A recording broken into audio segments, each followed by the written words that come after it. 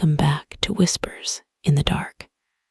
Turn off the lights, put on your headphones, and listen carefully.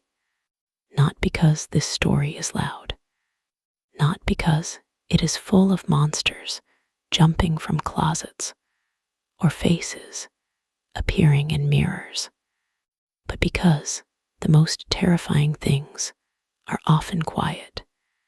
A floorboard that bends under weight when no one is standing there.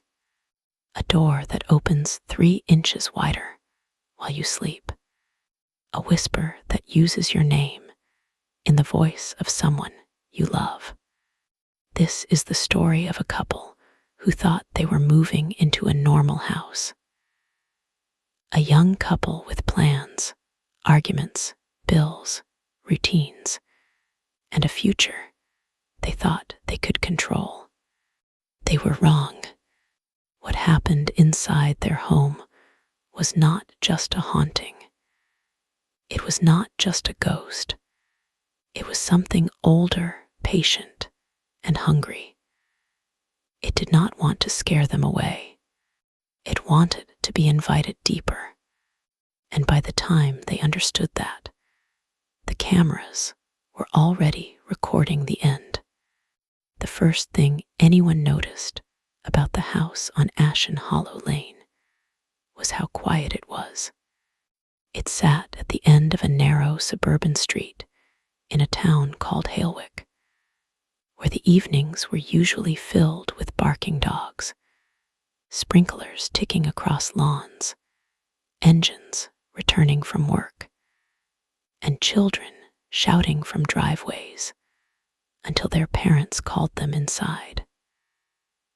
But the house itself seemed to hold silence around it like a second roof. It was a plain 2-story home with pale gray siding, black shutters, and a red front door that looked freshly painted but never quite clean. A thin line of woods pressed close behind the property. The trees were tall and crowded, their branches tangled together so tightly that even in daylight, the backyard looked like it ended at a wall of darkness.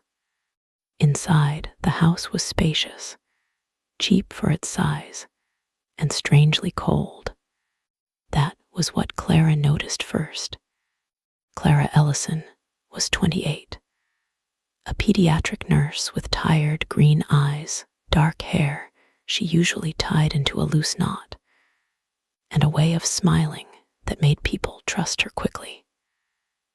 She was practical, patient, and deeply private. She had grown up moving from apartment to apartment with a mother who treated stability like a luxury.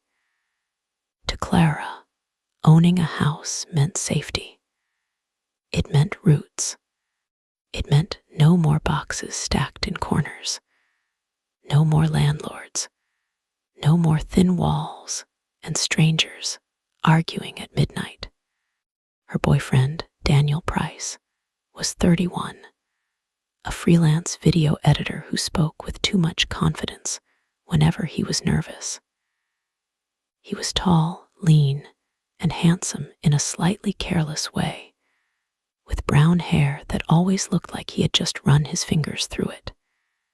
He loved equipment. Cameras, lenses, microphones, hard drives, tripods, anything that came with wires and settings. He filmed birthdays for extra cash. He edited wedding reels. He made short documentaries that never quite got finished. When they moved into the house, Daniel filmed everything. He filmed Clara carrying a box labeled kitchen while squinting at him in the sun. He filmed the empty living room with its cream carpet and brick fireplace. He filmed the stairs, the master bedroom, the guest room, the bathroom mirror with a crack like a thin black vein in the lower corner. He filmed himself standing in the kitchen and saying, This is it. Home. Clara laughed from somewhere off camera and said, "Do not film me while I am sweaty and disgusting." "You look beautiful," Daniel said. "I look possessed," she replied. On the recording, Daniel laughed.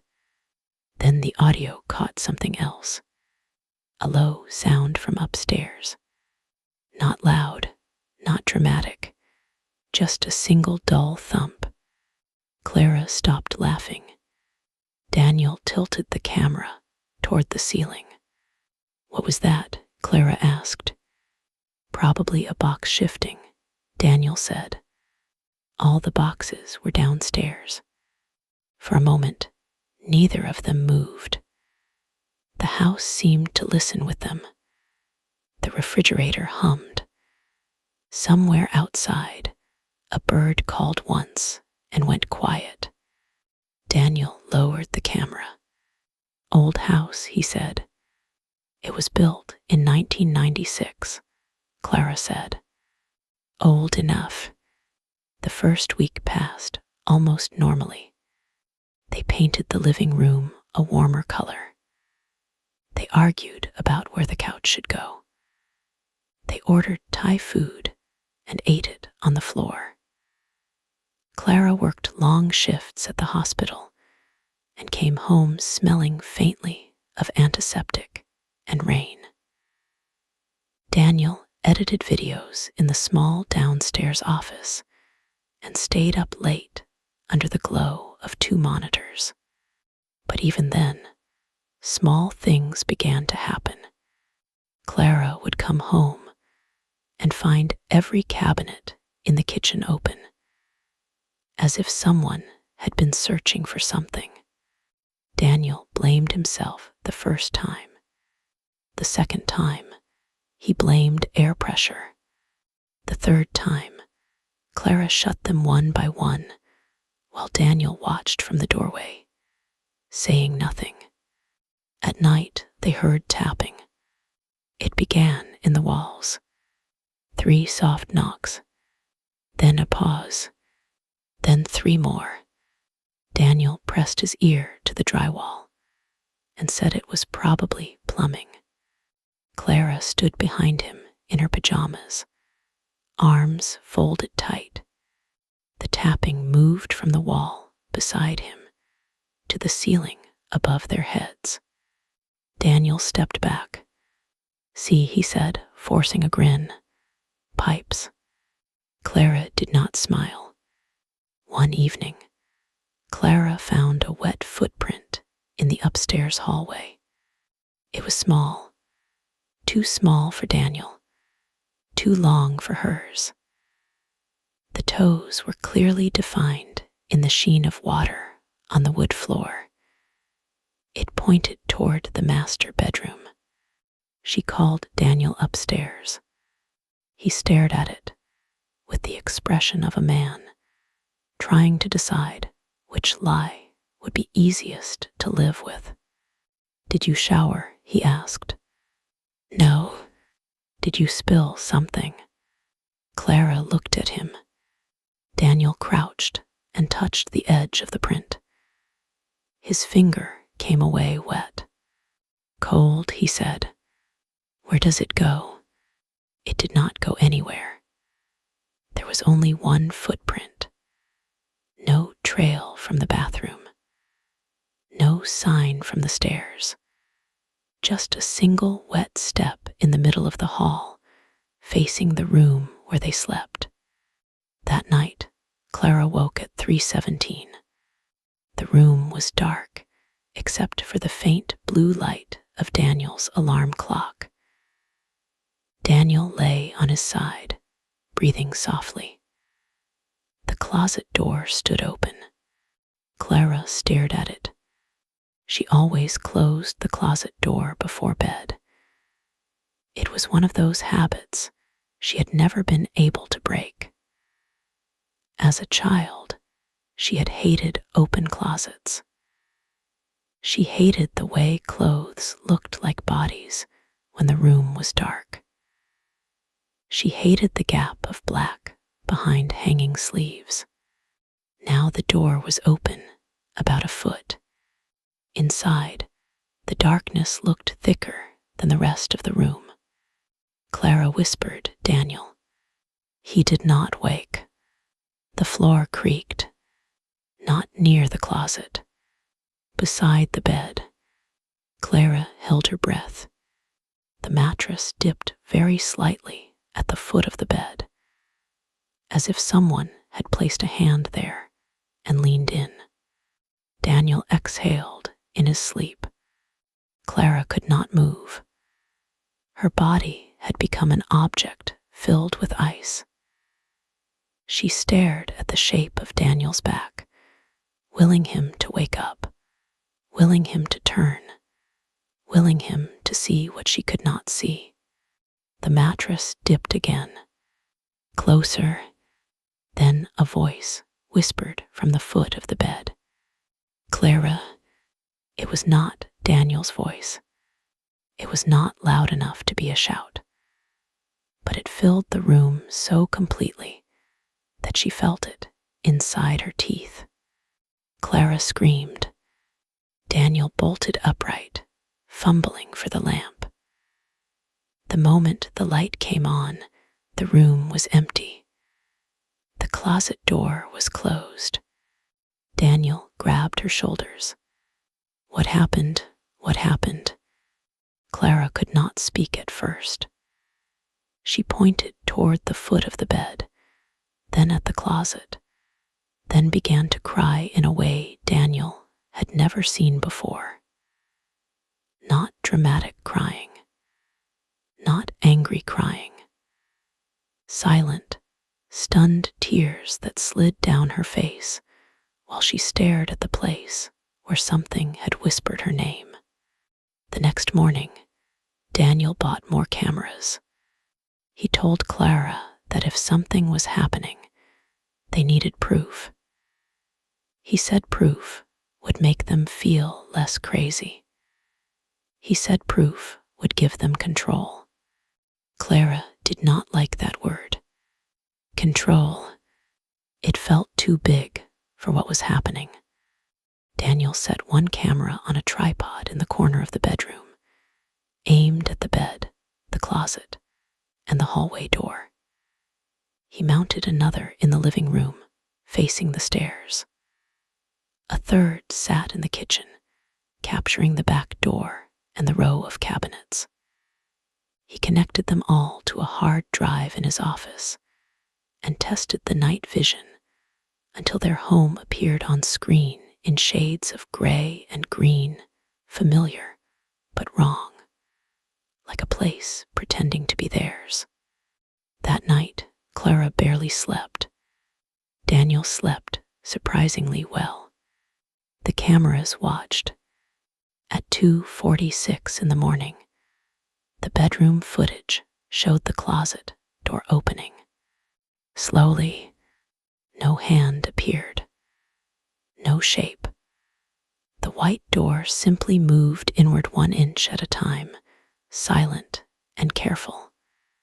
It stopped halfway open. At 3:17, Clara shifted in her sleep. At 3:18, Daniel's foot slid out from under the blanket. At 3:19, something tugged the blanket down. Clara turned over, still asleep. The blanket moved again. This time, it was pulled all the way to the foot of the bed and dropped onto the floor. Clara woke first. On the video, her eyes opened and stared toward the ceiling. She did not sit up. She did not scream. She only lay there with her eyes wide. Then Daniel woke, annoyed and confused, reaching for the missing blanket. On the recording, just before Daniel turned on the lamp, a shadow crossed the wall above their bed. It did not look like a person. It was too tall, too thin, its head bent at an angle that suggested curiosity. When Daniel showed Clara the footage the next morning, he paused on the shadow and leaned close to the screen. "That could be us," he said. Clara stared at him. "It crossed the wall while we were both in bed. Could be headlights. The bedroom is on the back of the house. Could be a reflection." "Of what?" Daniel did not answer. Clara looked exhausted. Her hair hung loose around her face, and the skin beneath her eyes had darkened. She kept glancing over her shoulder, even in daylight. "We should leave for a few nights," she said. "And go where?" "A hotel, my sister's apartment, anywhere." Daniel shook his head. "We are not abandoning our house because of a closet door and a shadow. It said my name. We do not have that on camera." Clara stood up so quickly, the chair scraped the floor. "You think I imagined it. I did not say that. You did not have to." Daniel rubbed his face. "I am trying to understand it." "No," Clara said. "You are trying to win an argument with it." The following days grew worse. At first, the activity seemed limited to the night. But soon the house began to change during daylight too. Lights flickered when Clara passed beneath them. The bathroom mirror fogged from the inside, even when no one had showered. Once, Clara watched words appear in the condensation, written backward as if traced by a finger on the other side of the glass. She read them in the reflection. "I found you." She screamed for Daniel. But by the time he came upstairs, the words had melted into streaks. Another afternoon, Daniel was editing in his office when he heard Clara calling from the kitchen. "Daniel." He took off his headphones. "Yeah, Daniel, come here." Her voice sounded strange, flat, too calm. He went into the kitchen, expecting to find her standing at the sink or sorting groceries. The kitchen was empty. Clara was at work. She had been at work for 6 hours. Daniel stood in the doorway, heart climbing into his throat. From behind him in the hall, Clara's voice whispered Daniel. He turned. No one was there. That evening, he did not tell Clara what happened. Instead, he checked the footage. The living room camera had captured him walking out of the office, looking toward the kitchen, then freezing. Behind him, at the top of the stairs, something pale appeared. It was only visible for 3 frames. A face, not a full face, more like the suggestion of one. A washed-out oval peering between the railing posts, eyes too dark, mouth open as if imitating speech. Daniel replayed it again and again, until the image became burned into him. He did not show Clara. That was his first real mistake. His second was bringing home the board. He found it at a thrift store on Maple Avenue, wrapped in old plastic, sitting between a broken lamp and a stack of warped board games. It was not a name-brand board with bright letters and glossy instructions. It was homemade, a flat piece of dark wood carved with letters, numbers, yes, no, hello, goodbye. The planchette was triangular, made of the same wood, with a small round hole in the center. The moment Clara saw it under Daniel's arm, her face went white. No, she said. Daniel, standing in the doorway with rain on his jacket, tried to smile. Just listen. Get it out. I am not saying we use it. Then why did you bring it here? To see what happens.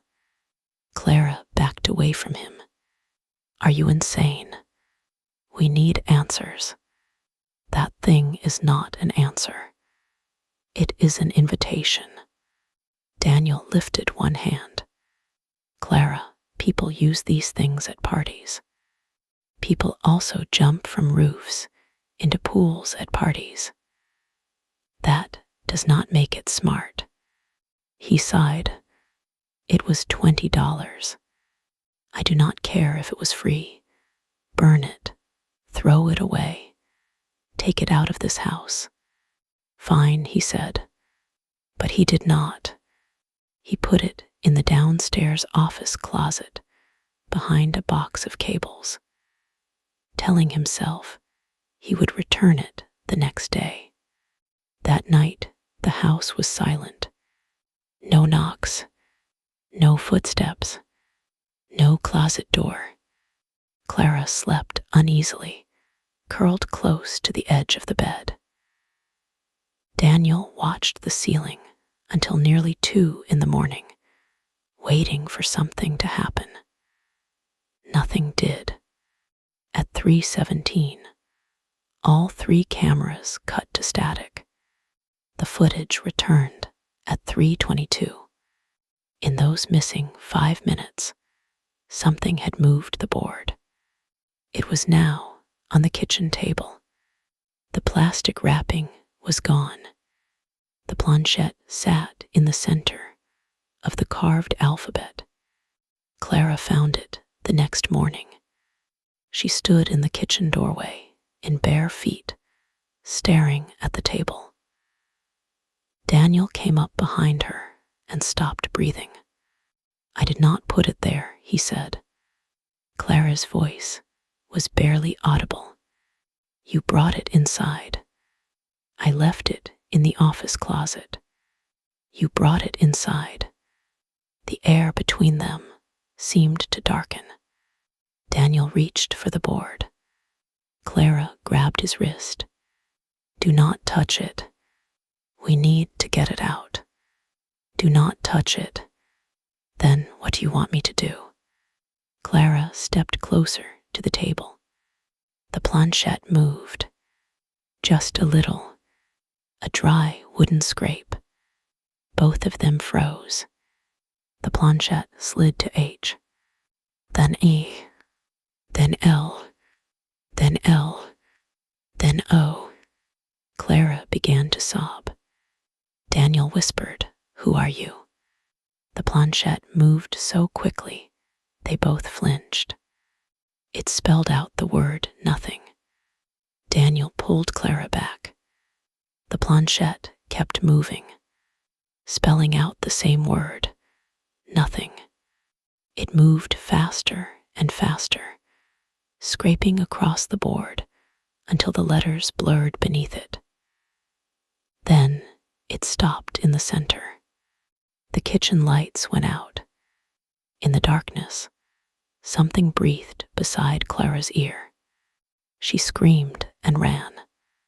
Daniel grabbed the board, threw open the back door, and hurled it into the rain. It landed somewhere in the yard, beyond the porch light, swallowed by wet grass and darkness. For several seconds, nothing happened. Then from the woods, a voice laughed. It sounded like Clara as a little girl. The next morning, the board was back on the kitchen table, but this time, the carved word goodbye had been scratched out. Clara called a priest. Daniel called a paranormal investigator.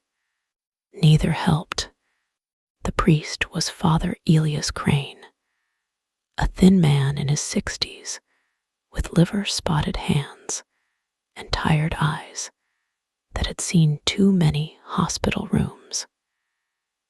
He arrived near sunset in a black coat, carrying a small leather case and smelling faintly of incense and wintergreen mints. He listened as Clara spoke. He listened without interrupting, without judgment, without the faint smirk she feared from people who thought terror was just a symptom of stress. Daniel showed him the footage. The closet door, the blanket, the shadow, the pale face at the stairs. Father Elias watched the clips once, then asked Daniel to turn them off. "That is enough," he said. Daniel looked disappointed. "You do not want to examine them?" "No." "Why?" "Because it wants to be watched." Clara closed her eyes. Father Elias walked slowly through the house, touching door frames, pausing at the stairs, standing for a long time outside the master bedroom. When he reached the office closet, he stopped. What was kept here? Daniel and Clara exchanged a look. "A board," Daniel said.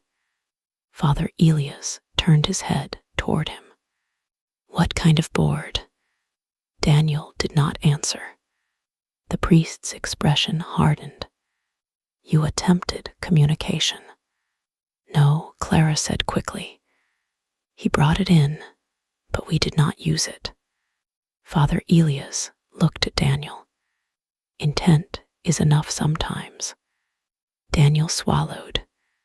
"Can you bless the house?" "I can bless the house," Father Elias said. "But blessing a house is not the same as removing what has attached itself to a person." Clara looked up. "A person?"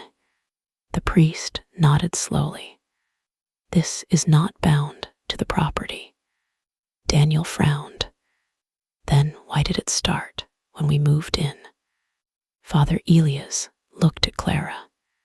"Perhaps it did not start here." The room went still.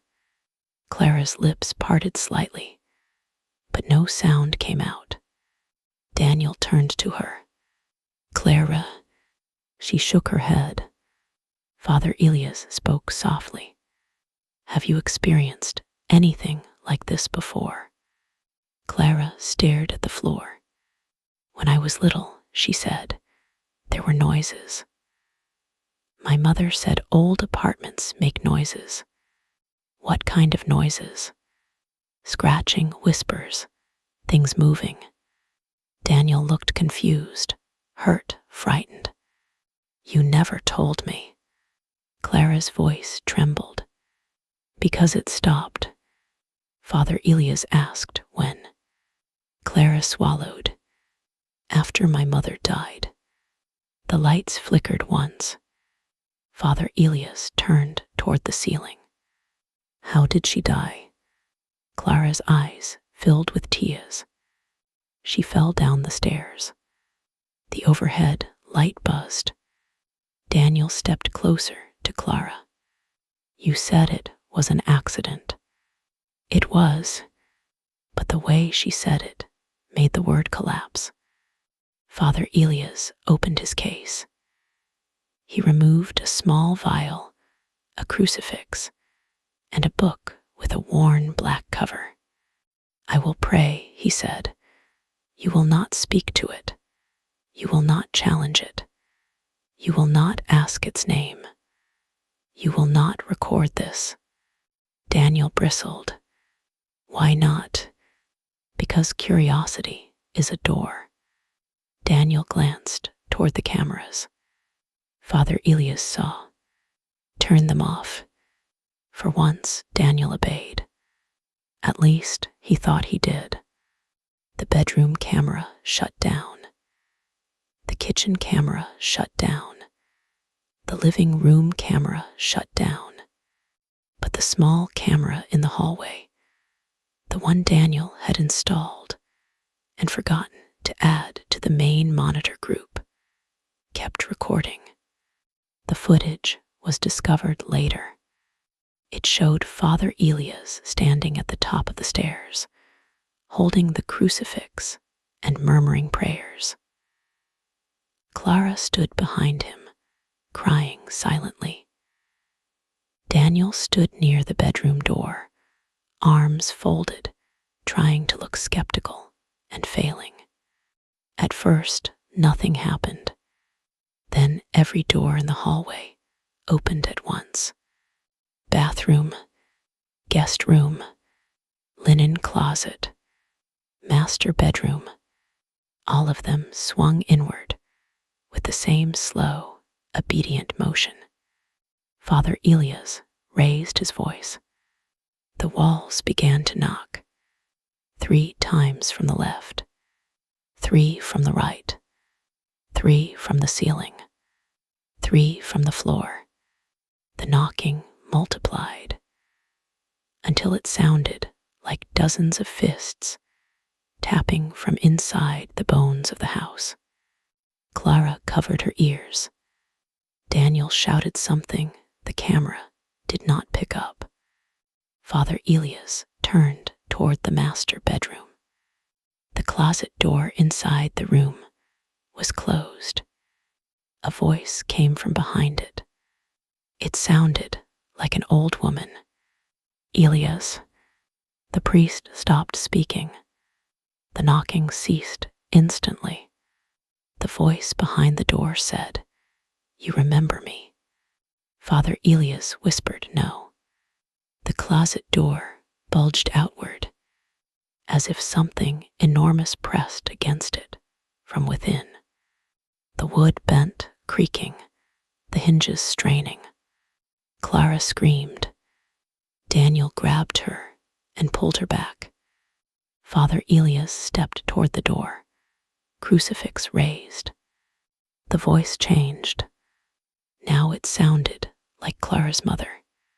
"Baby," it said, "let me out." Clara collapsed to her knees. Father Elias shouted, "Do not answer." "Baby," the voice said again. "It hurts in here." Clara sobbed, "Mom." The hallway light exploded. The camera image flared white. When the picture returned, Father Elias was lying at the bottom of the stairs. His body was twisted in an impossible angle, one arm bent beneath him, his head facing the wrong way. Clara stood at the top of the stairs, screaming. Daniel was beside her, frozen with his hands lifted in front of him, as if trying to prove he had not touched anyone. From the master bedroom, the closet door opened 6 inches. In the darkness behind it, something smiled. The official report called Father Elias' death a fall. Daniel told police that the priest lost his balance during a power surge. Clara said nothing. She sat at the kitchen table with a blanket around her shoulders, staring at the board that had once again appeared before her. This time, it was not on the table.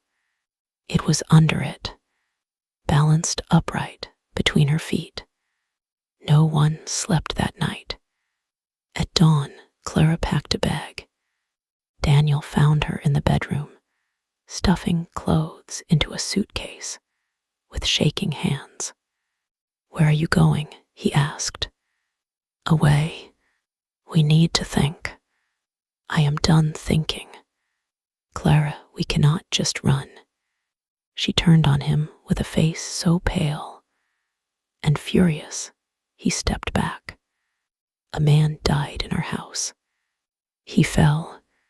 She laughed once, a sharp, ugly sound. "Do not do that. Do not stand there and protect your version of reality while people die around you." Daniel's eyes reddened. "I am trying to fix this. You keep saying that. But every time you try to fix it, you feed it. That hurt because it was true. Daniel looked toward the camera in the corner. Clara saw the movement. "Are you still recording?" He did not answer fast enough. She walked to the tripod, ripped the camera off, and threw it at the wall. It cracked and fell to the carpet. Daniel shouted her name. She picked up the tripod next and swung it at the bedroom mirror. Glass burst across the dresser, glittering over their folded laundry like ice. In the broken mirror, Clara saw someone standing behind Daniel.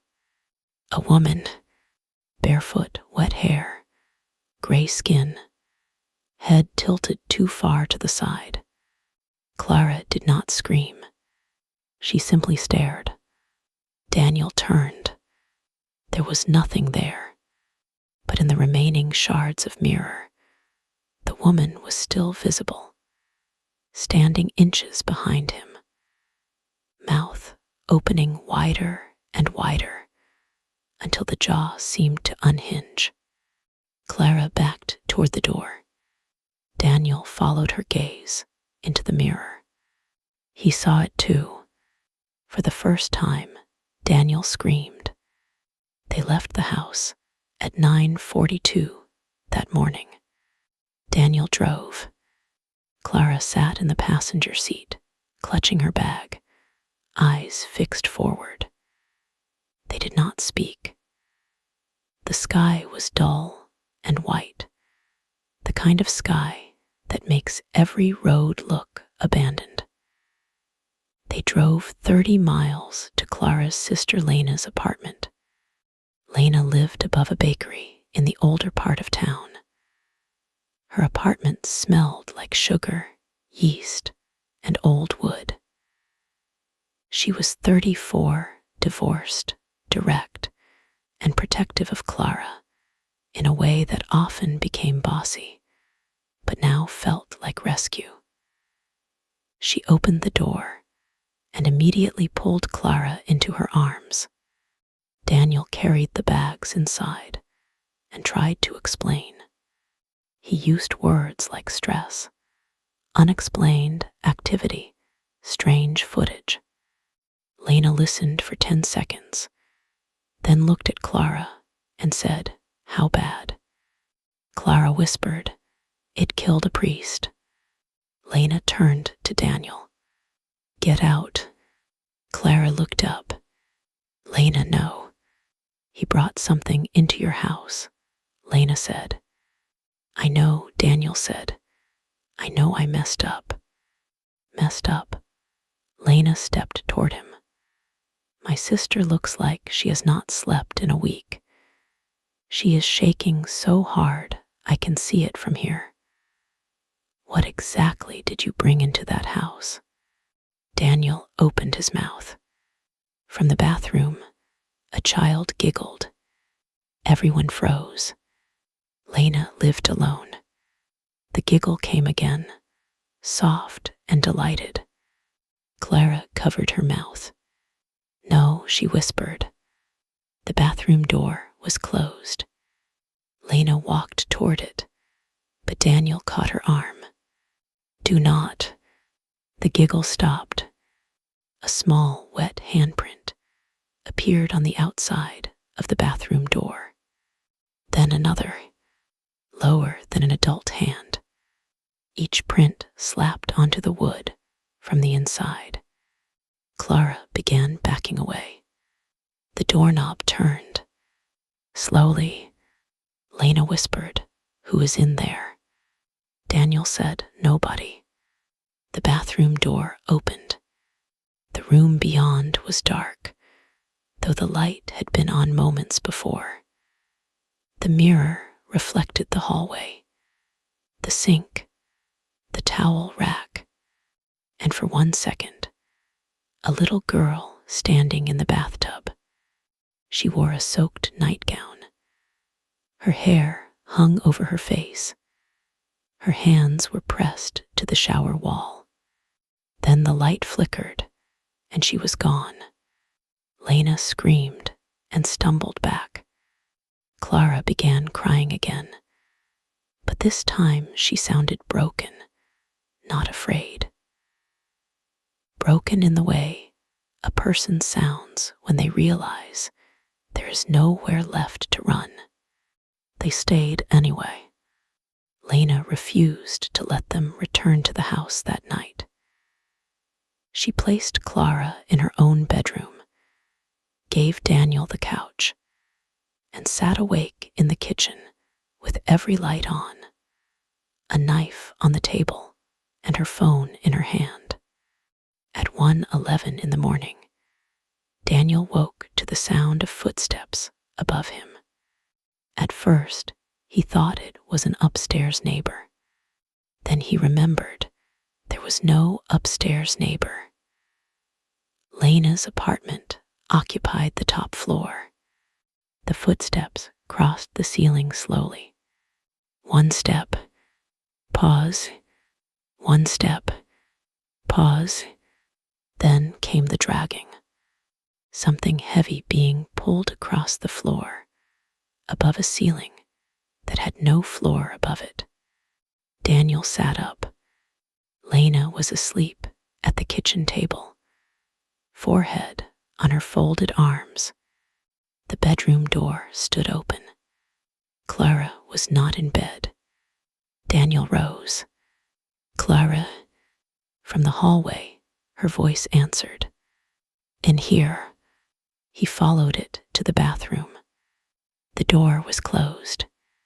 Clara, he said. In here.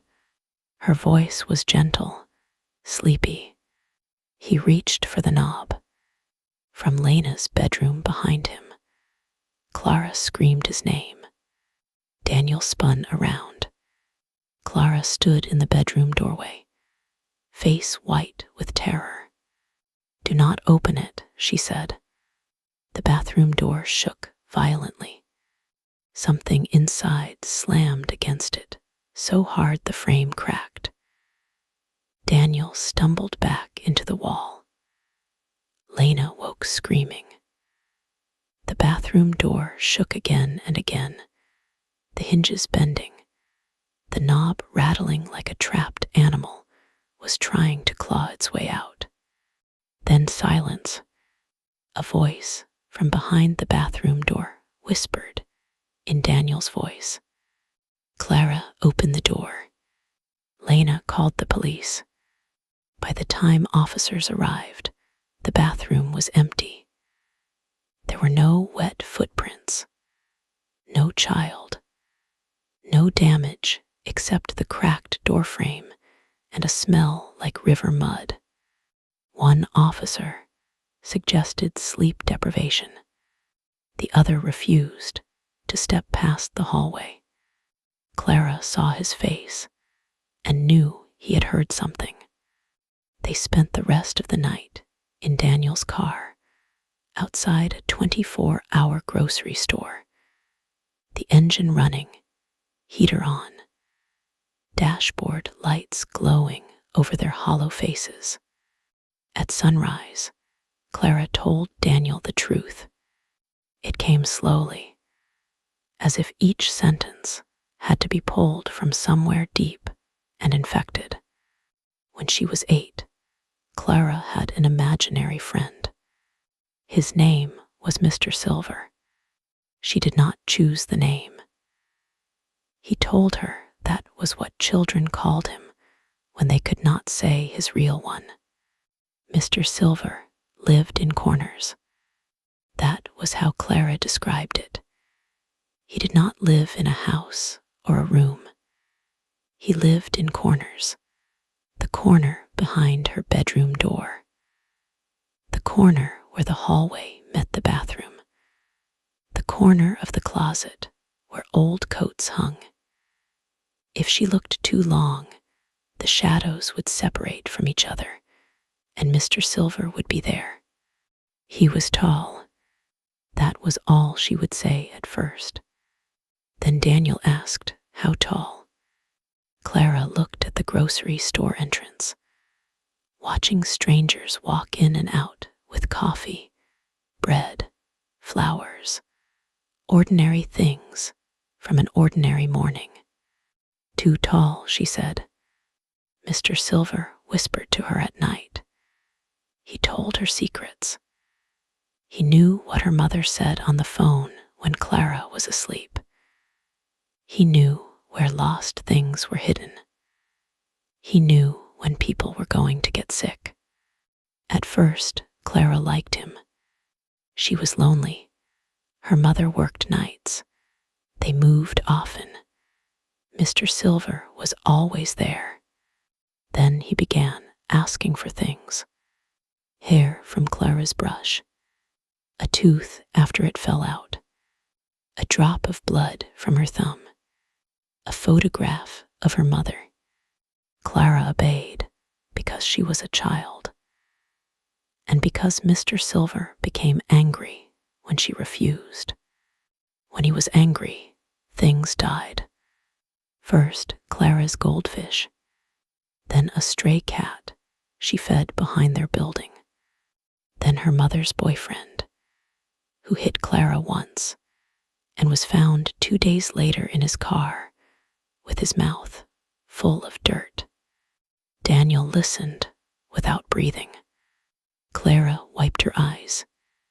My mother knew. How? Because she saw him. Daniel waited. Clara continued. The night she died, she came into my room and told me not to talk to him anymore. She said I had to say goodbye and mean it. She said he was not a friend and he never had been. She made me repeat prayers. She put salt at the door. She cried the whole time. What happened? Clara looked at Daniel then. He called from the stairs in my voice. Daniel closed his eyes. My mother went out into the hall, Clara said. I heard her say my name.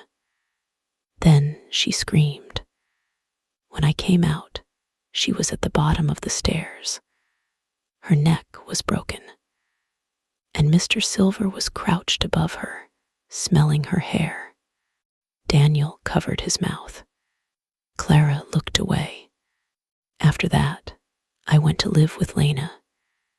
It stopped, or I thought it stopped. I told myself I made him up because I was traumatized. I told myself that for 20 years. Daniel whispered, why now? Clara's lips trembled. Because I am pregnant. The words seemed to empty the car of air. Daniel stared at her.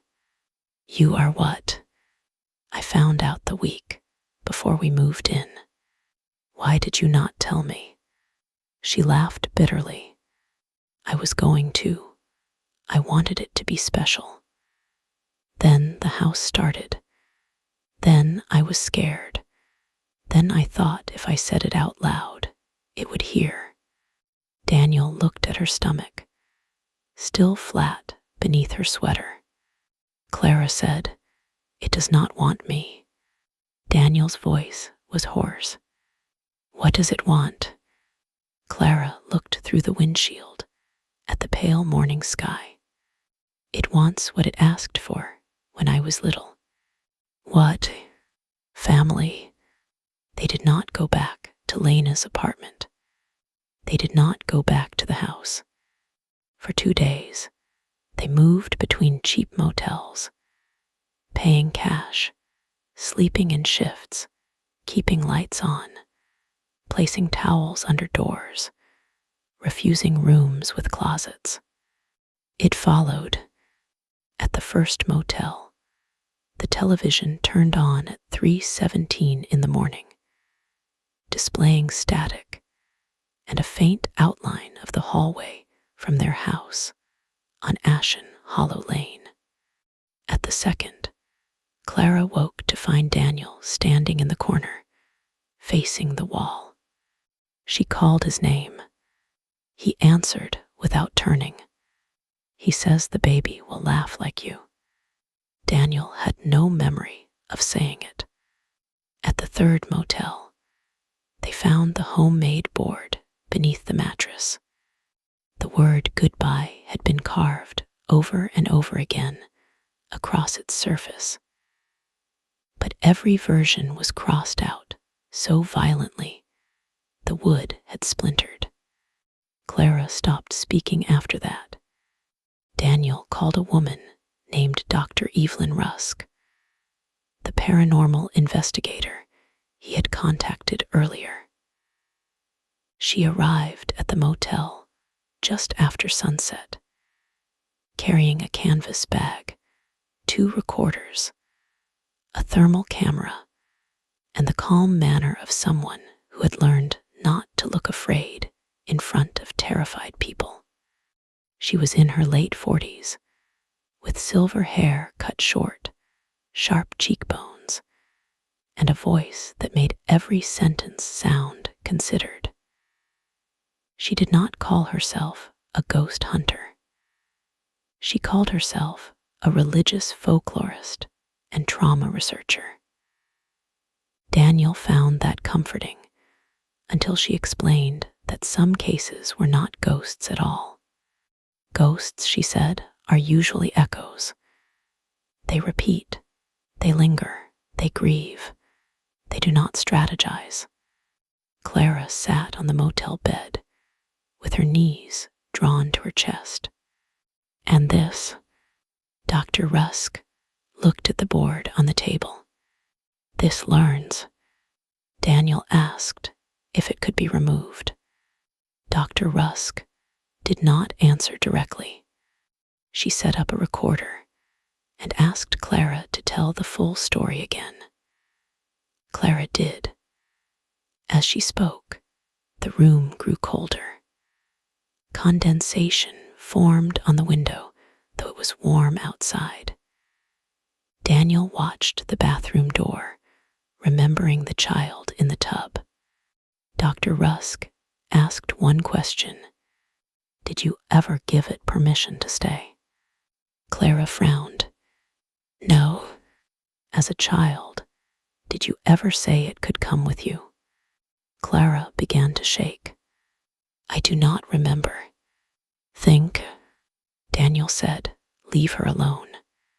Dr. Rusk ignored him. Clara, words matter. To things like this, promises are not symbolic.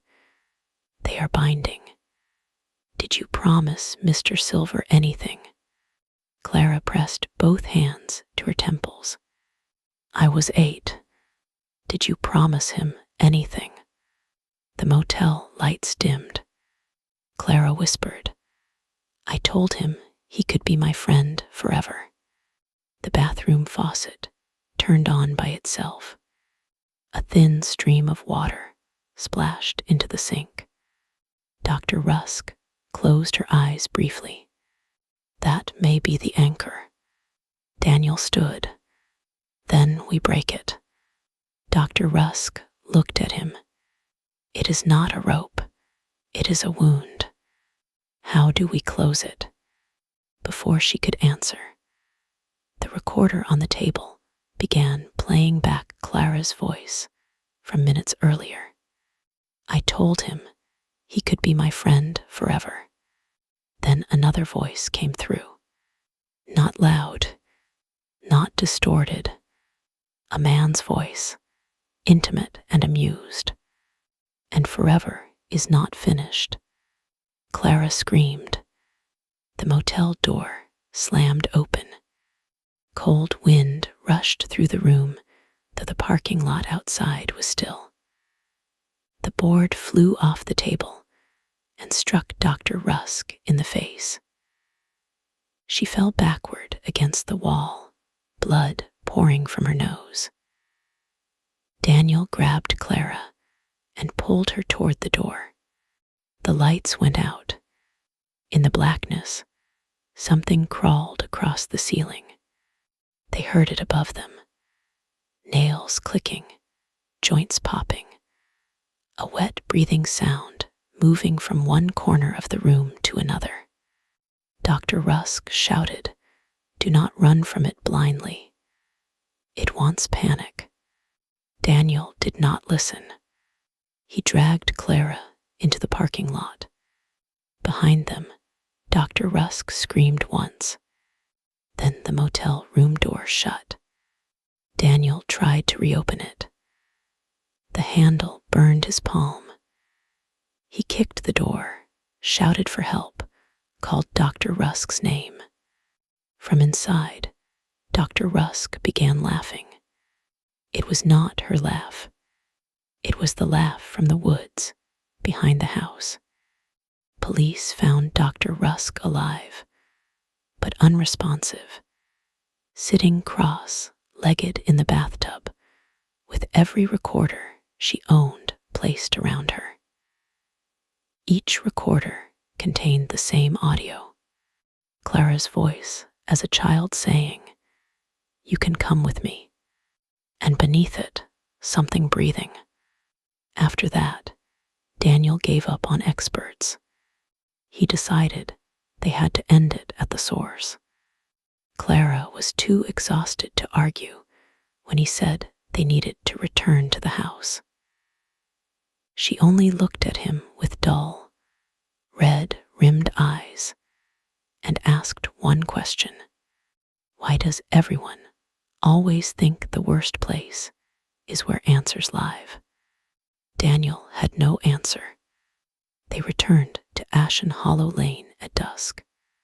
The house looked the same, which made it worse. No broken windows, no blood on the porch, no black smoke curling from the roof, just a quiet gray house at the end of a quiet street, waiting with its red door closed. The lawn had grown wild in only a few days. The grass looked slick and dark. Dead leaves lay piled on the porch, though it was the wrong season for them. The upstairs curtains were open. Someone stood behind them. Daniel saw the shape for only a second. A tall figure in the master bedroom window. Then it moved away. Clara whispered, "He knows we are here." Daniel opened the trunk. Inside were supplies he had gathered from hardware stores and late-night desperation.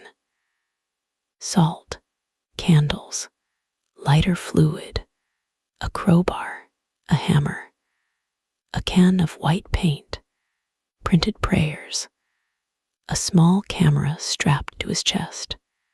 Clara looked at the camera. "No."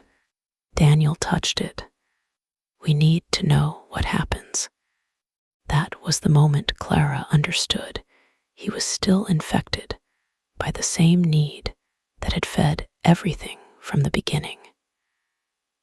Even now, after the priest, after Lena's apartment, after Dr. Rusk, after the voice in the motel, Daniel still believed that seeing something meant owning it. She almost left him there. But then the baby moved. For the first time, a tiny flutter low in her abdomen. Clara put both hands over her stomach and began to cry. Daniel thought she was afraid. She was, but she was also furious. They entered the house. The smell hit them immediately. Not rot exactly. Not sewage. Something older. Damp earth, sour milk, and the inside of a mouth.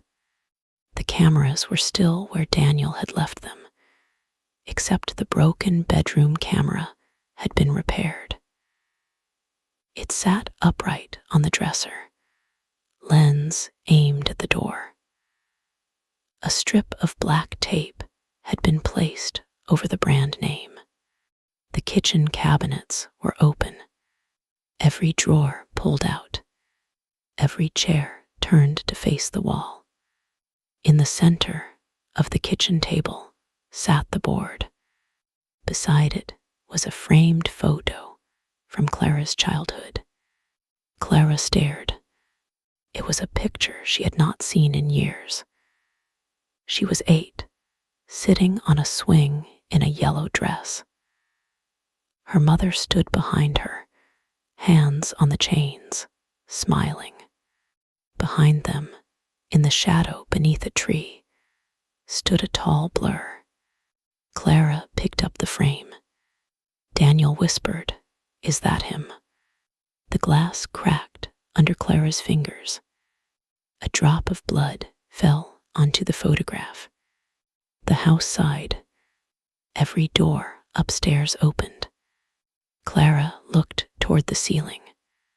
"Daniel," she said, "we are not here to talk. I know. We are not here to understand. I know. We are not here to film." Daniel hesitated. Clara turned to him. "Take it off."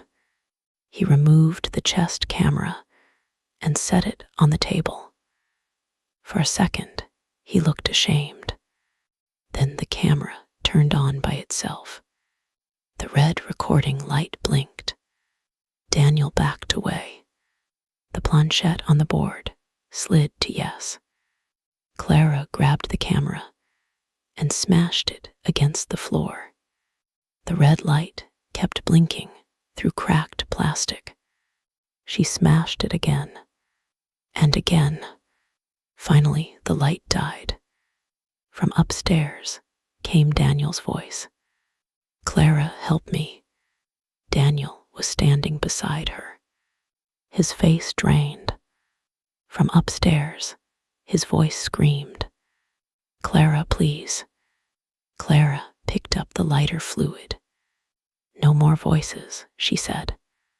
They soaked the board first, then the childhood photo, then the curtains. Daniel poured fluid along the hallway while Clara circled the kitchen. Their plan was stupid and dangerous, born from fear rather than knowledge. But fear sometimes chooses fire, because fire is the only thing that looks like courage. When Clara flicked the lighter, every smoke alarm in the house began to scream. She dropped the flame onto the board. Blue-orange fire climbed across the carved letters. For one perfect second, Clara felt relief. Then the fire went out. Not slowly, not because it lacked fuel. It vanished. The smoke alarm stopped.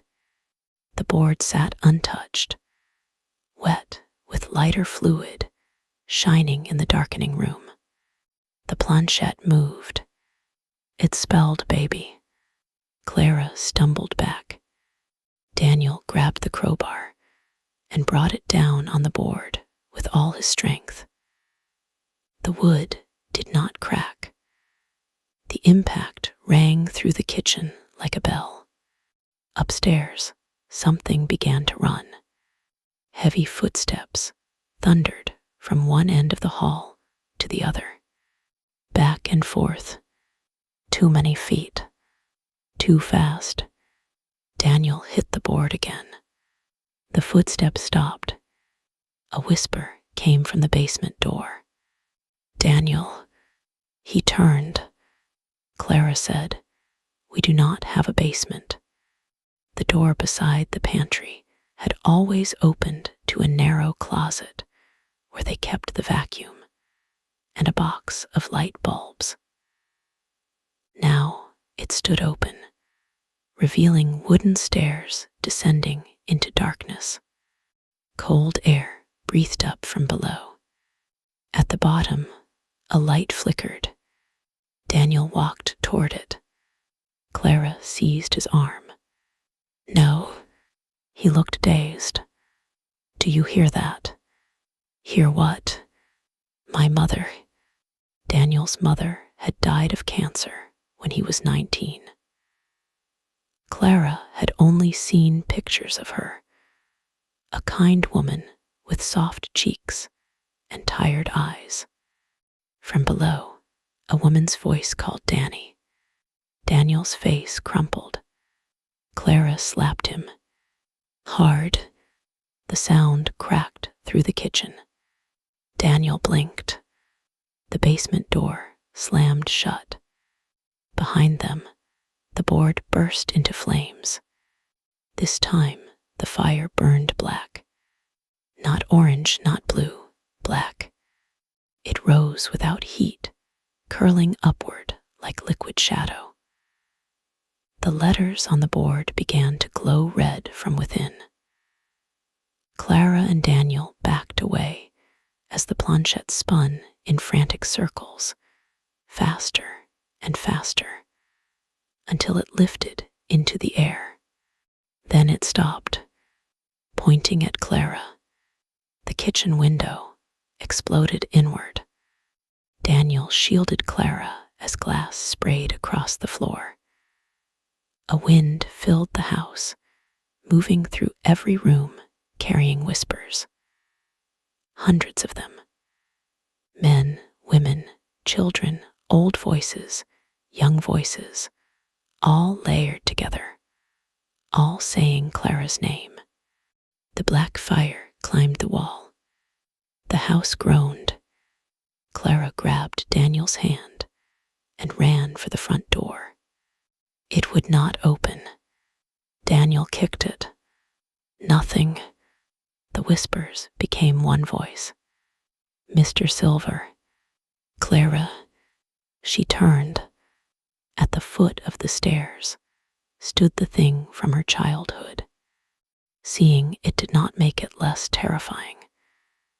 It made every memory worse because memory had softened it. Memory had given it the mercy of vagueness. It was taller than any person, so tall its head nearly brushed the ceiling. Its body was thin and folded wrong, as if it had been assembled from the idea of limbs, without understanding how joints worked. Its skin was not silver. It was the color of old candle wax, stretched too tightly over long bones. Its arms hung past its knees. Its fingers touched the floor. Its face was almost human. That was the worst part. Almost. Two dark eyes placed too low. A mouth too wide. No nose, only two small holes that opened and closed as it breathed. Its head leaned to one side, not broken, but listening. Clara could smell wet earth. Daniel lifted the crowbar. The thing looked at him. Daniel flew backward into the wall with enough force to crack plaster. He dropped to the floor, gasping. Clara screamed and ran to him. Mr. Silver stepped into the living room. The lights dimmed around it. Clara pulled Daniel up. His shoulder hung strangely. Blood ran from his scalp into his eyebrow. The thing spoke in Daniel's voice. "We need answers." Clara shook her head. It spoke in Father Elias' voice. "Curiosity is a door." Then Dr. Rusk's voice. "Forever is not finished." Then Clara's mother. "Baby, let me out." Clara sobbed. "You are not her." Mr. Silver smiled. "I wore her when she opened the door." Daniel groaned, trying to stand. Clara looked around desperately. The black fire still burned in the kitchen, but it gave off no heat, no smoke. It was not destroying the house. It was decorating it. The front door opened. Just a crack. Outside, the porch waited. Beyond it, the street. A normal world pretending it was still reachable. Mr. Silver stepped aside. Clara understood immediately. It was letting her leave. Not Daniel, not the baby, just her. The thing raised one long finger and pointed at the door. Clara whispered no. The voice of her mother filled the room. Run, baby. For a moment, Clara almost did.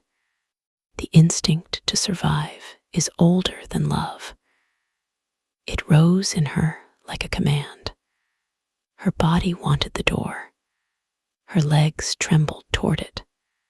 Then Daniel whispered her name. Not the thing.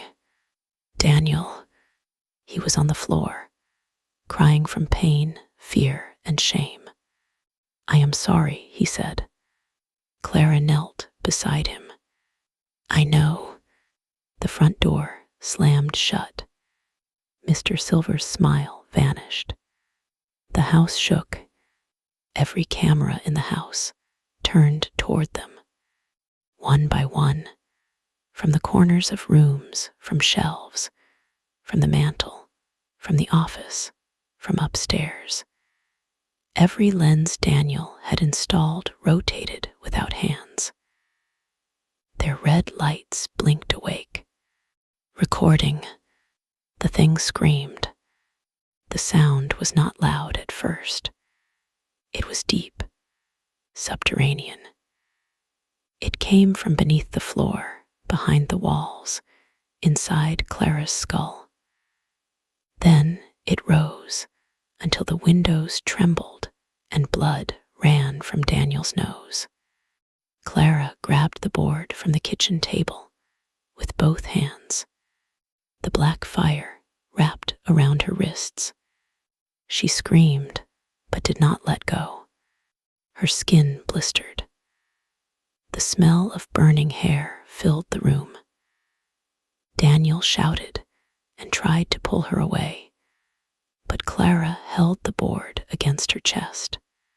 Mr. Silver moved toward her, not walking, unfolding. Its limbs lengthened, bending over furniture, fingers digging into the carpet. Clara looked into its almost human face and said the words her mother had tried to teach her 20 years before. Goodbye. The thing stopped. For the first time, it looked afraid. Clara said it again. Goodbye. The board cracked. A burst of heat threw Daniel across the room. The black flames turned white. Mr. Silver opened its mouth wider than any mouth should open, and inside it were faces. Clara's mother, Father Elias, Dr. Rusk, strangers, children, all pressed together in the dark behind its teeth. The board split down the center. The house went silent. Then every light went out. The final footage from Ashen Hollow Lane is difficult to watch. It was recovered from Daniel's hard drive after the fire. Investigators said the house burned from the inside out, though no accelerant was found in the places where flames did the most damage. The official cause remained undetermined. The footage has no sound for the first minute, only static and broken images. The living room appears in night vision. Smoke drifts across the ceiling. Furniture is overturned. The front door hangs open. Daniel lies near the fireplace, unconscious but alive. Clara stands in the center of the room. She is facing the staircase. Her hands are burned black. The board lies in pieces at her feet. For 30 seconds, nothing moves. Then Clara turns toward the camera. Her eyes are completely dark, not shadowed, not dilated. Dark. She smiles with someone else's mouth. The audio returns. A voice speaks through the camera microphone. It is Clara's voice, and not Clara's voice. He was never Mr. Silver. Daniel wakes. He groans, lifts his head, and sees her. Clara, he says. She turns toward him. The smile widens. Daniel begins to crawl backward. Clara walks to him slowly, almost tenderly. She kneels beside him and places one burned hand against his cheek. Daniel is crying. "Please," he whispers. Clara leans close and says something too soft for the microphone to catch. Daniel stops crying. His face changes, not into peace, into recognition. Then Clara looks toward the hallway. The camera follows her gaze. At the far end, near the open basement door that should not exist, stands a little girl in a soaked nightgown. Her hair covers her face. One small hand rests on the wall. Behind her, something taller waits in the dark. Clara lifts one finger to her lips. The camera cuts to black. The house on Ashen Hollow Lane was demolished 6 months later. The lot remains empty. No one has purchased it. Neighbors say grass will not grow where the foundation used to be. They say animals avoid the sidewalk after sunset. They say phones lose signal near the curb. They say sometimes, around 3:17 in the morning, a red light blinks in the darkness where the living room used to be. As for Daniel Price, he survived the fire. At least his body did. He was found on the lawn with burns on his hands and face, repeating the same sentence over and over. She said goodbye to the wrong thing. Clara Ellison was never found. Neither was the child she carried. Lena still receives calls from Clara's number. They always come at night. When she answers, she hears static, soft breathing, and sometimes a child laughing very far away. Once, and only once, she heard Clara whisper, "Do not look in the corners." Then another voice came on the line. A calm voice, a patient voice, a voice that sounded like it was smiling. It said, "Too late. So before this video ends, look around the room you are sitting in. Look at the doorway. Look at the closet. Look at the places where the light does not quite reach. Every room has corners. Every corner holds darkness. And darkness is patient. It does not need to chase you. It only needs you to notice it." Thank you for listening to tonight's story.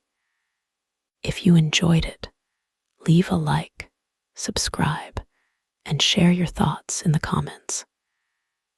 Tell me whether you would have stayed, whether you would have run, or whether you would have tried to speak to whatever was inside that house.